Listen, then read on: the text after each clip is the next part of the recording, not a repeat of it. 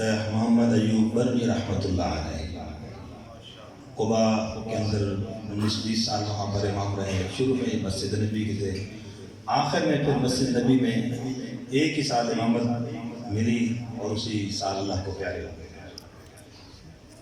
उनका अंदाज, अल्लाह हम सबको ये अंदाज वहाँ पर जाकर सुनने की सआदत नसीब फरमाए।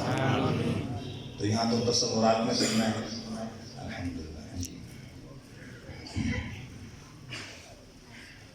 अऊज़ु बिल्लाहि मिनश शैतानिर रजीम।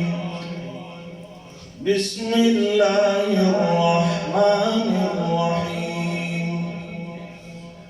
अल्हम्दुलिल्लाहि रब्बिल आलमीन।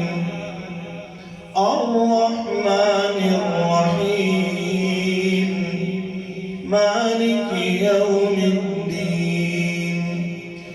इय्याक नअबुदु व इय्याक नस्तईन। इहदिनस सिरातल मुस्तक़ीम।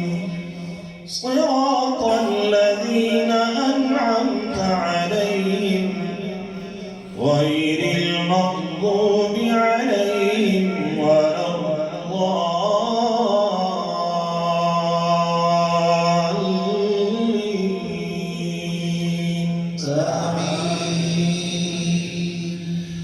أأنتم أشد خلقا أم السماء بناها رفع سمكها فسواها وأغطش ليلها وأخرج ضحاها والأرض بعد ذلك دحاها أخرج منها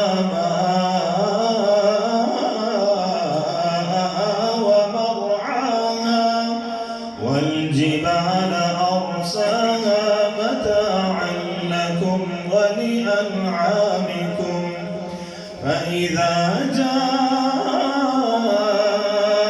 الطامة الكبرى يوم يتذكر الإنسان ما سعى وبرزت الجحيم لمن